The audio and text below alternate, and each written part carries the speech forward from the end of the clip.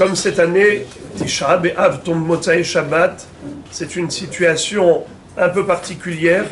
Je voudrais rappeler un détail qu'on avait déjà vu au fil des halachot concernant Tisha B'Av.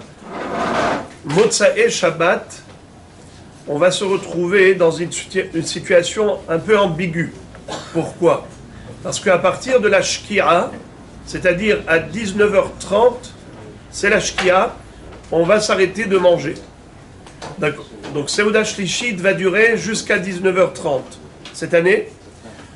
Et ensuite, jusqu'à 20h10, on va devoir rester les bras croisés.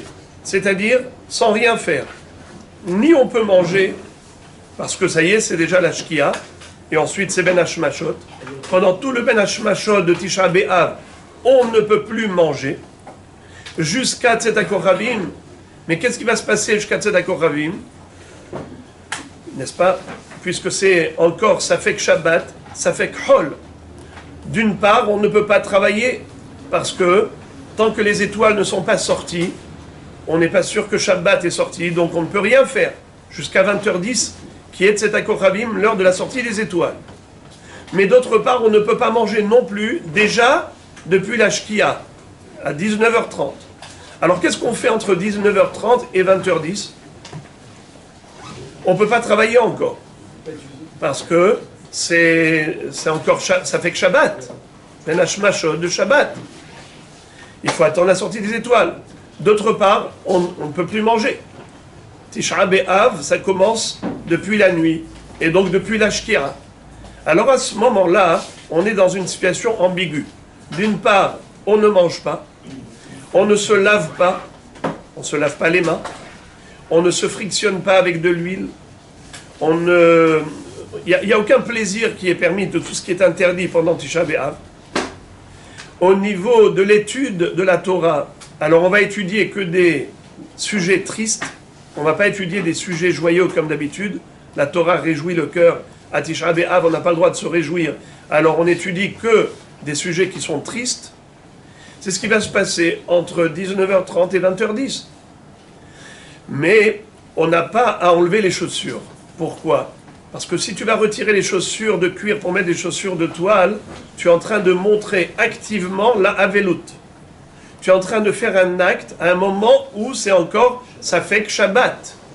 Alors tu restes inactif, tu restes passif, tu laisses tes chaussures de cuir. Tu les as pas mis spécialement maintenant, ils étaient déjà sur toi. Si tu les enlèves, à titre de deuil, tu es en train de faire ça à un moment où c'est encore, ça fait que Shabbat. On n'a pas le droit de manifester un deuil pendant Shabbat. Donc il faudra rester jusqu'à 20h10 avec ses chaussures de cuir. À 20h10, on les retire.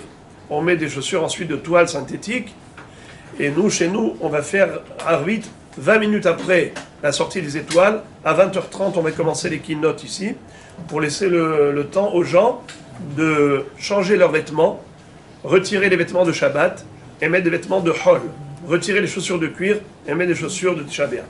Maintenant, on sait que quand on mange à Seudat Shlishit, ce sera le dernier repas avant Tisha B'Av.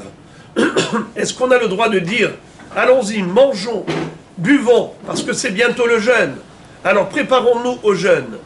Est-ce qu'on a le droit de se préparer pendant Shabbat pour le jeûne? Vous savez que Shabbat en général, on n'a pas le droit de préparer pour après le jeûne. Pardon, pour après Shabbat, excusez-moi. De manière générale, il y a un issur de Hachana. Par exemple, je veux prendre des cartons où il y a des bouteilles de vin de cette pièce. Et on est dans cette pièce où je vais avoir un des invités, des gens, Motzai Shabbat. Je vais dire, mais qu'est-ce qu'il y a? Prendre des bouteilles d'une pièce à l'autre. Quel est le problème? C'est pas mouktsé les bouteilles de vin? Oui, mais ce transport-là que tu fais maintenant pendant Shabbat n'est pas nécessaire pour Shabbat. C'est nécessaire pour après Shabbat. Tu es en train de préparer Shabbat pour après Shabbat. C'est un manque de respect au Shabbat. Donc il y a un issur de Hachana, pas seulement par rapport à des travaux, même des actions anodines, des simples actions, c'est interdit de faire ça pendant Shabbat. Alors, est-ce qu'on a le droit de manger La Seuda Shlishit pour se préparer pour le jeûne, c'est permis parce qu'il y a une mitzvah de manger Seuda Shlishit. Et c'est pas que seulement que je mange pour après, je mange pour maintenant. Je me fais un plaisir quand je mange. Même si c'était pas une mitzvah de manger Seuda Shlishit, le simple fait de se faire plaisir pendant Shabbat, c'est quelque chose qui est permis parce qu'à l'heure qu'il est, je profite. C'est pas que je prépare que pour après. Je suis en train de profiter maintenant. Alors à Botaï, écoutez quelque chose. Shabbat, au moment où on fait Seuda Shlishit, faut pas dire mangeons, buvons pour se préparer au jeûne. Faut pas dire ces mots.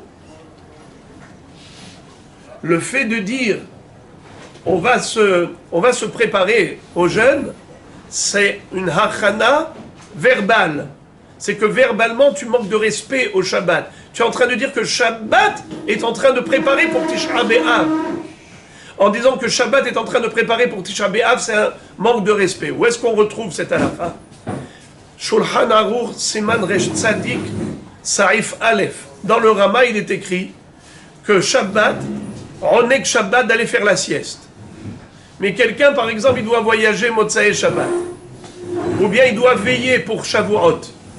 Alors, il ne faut pas dire pendant le Shabbat après-midi, allons-y faire la sieste pour avoir de la force de veiller pendant Motzae Shabbat. Allons-y faire la sieste pour avoir de la force de voyager Motzae Shabbat. Faut pas le dire. Bien que quand tu vas aller dormir, tu le penses, mais ne le dis pas. Parce que le fait de dire que Shabbat, tu prépares pour après Shabbat, c'est un zilzoul de Shabbat. Alors ne dis pas que Seuda Shlishit, avant Tisha B'Av, tu es en train de préparer ton jeûne de Tisha B'Av en consommant Seuda Shlishit. Faut pas dire ces mots. Et c'est facile de le dire. Il y a des gens qui disent « Et on doit jeûner ce soir, allez mange ça. Allez mange. » Faut pas le dire. Tu dis « Mange parce que c'est une mitzvah de manger Seuda Shlishit. » Mais ne lui dis pas que c'est pour se préparer pour ce soir. Comme tu ne diras pas que quand tu fais la sieste, c'est pour te préparer pour ce soir, Motzae Shabbat. Est-ce qu'on a le droit de prendre des kadourim de Kaletzom? C'est quoi Kaletzom? Ils vendent en pharmacie des cachets qui permettent à l'homme de supporter plus facilement le jeûne. Ça cale l'estomac, ça lui fait croire qu'il travaille, et en réalité, c'est bon, on ne mange pas. On prend ça avant le jeûne, on avale, et après, il fait son travail au niveau de calmer l'estomac. Il y a des gens qui prennent ça, ça leur fait du bien avant le jeûne. Est-ce qu'on a le droit de prendre Shabbat ça pour après Shabbat? Bah non, parce qu'on prépare. On dit qu'on n'a pas le droit de préparer.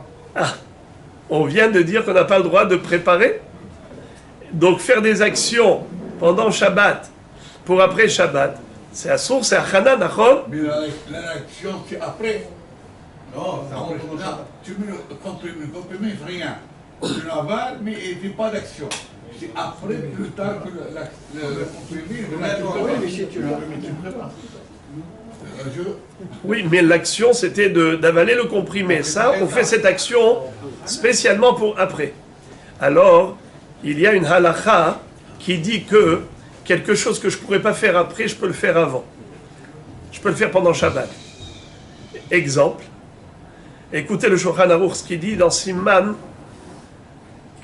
Shin Mem Aleph Saif Aleph. Matirim nedarim beshabbat imhem letzorech hashabbat kegon shenadar shelo lechol o lo lishtot. Quelqu'un qui a fait un neder de ne pas manger, ne pas boire.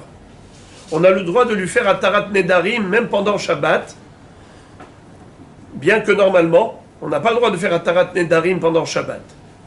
Mais si c'est nécessaire pour Shabbat, comme quelqu'un qui a fait un neder de ne pas manger et boire, alors pour la mitzvah de manger pendant Shabbat, on le permet. D'accord? Mais maintenant, une femme qui a fait un neder qui concerne le après Shabbat. Par exemple, elle a fait un neder de ne pas manger après Shabbat.